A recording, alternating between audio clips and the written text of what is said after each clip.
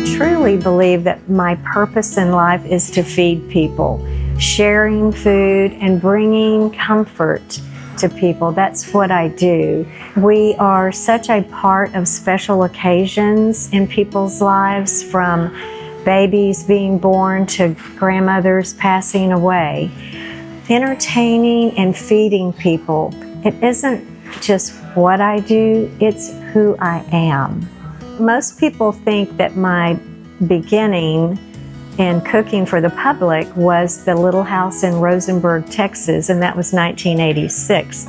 But in 1982, while working out at an athletic club in Richmond, the T.W. Davis Fieldhouse, the director asked me to run his snack bar. I opened up with very little money and zero knowledge of how to run a restaurant, but it made me realize all people want is quality food made with care. I was working at the Department of Human Resources as a social worker.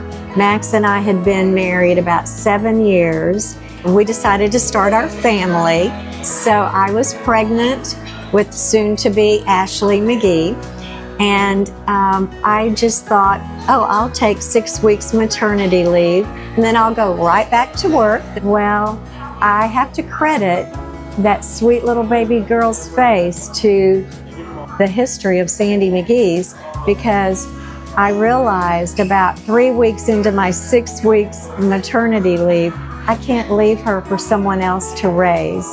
So I really kicked up the catering and started working out of my home. I have memories of our old house. She was in the kitchen cooking things, and from her early days of trying to cater to people all throughout the city. It's really been a staple of the family and what makes us, and how we can ever live up to that she's been able to build. What am I most proud of? Being in business for 40 years. It's that through every adversity and every crisis, the passion in my heart has never wavered. I still wake up every morning and I'm determined to serve the best food that I can serve, and to give people, everyone that walks in that door, the best experience and the most delicious food.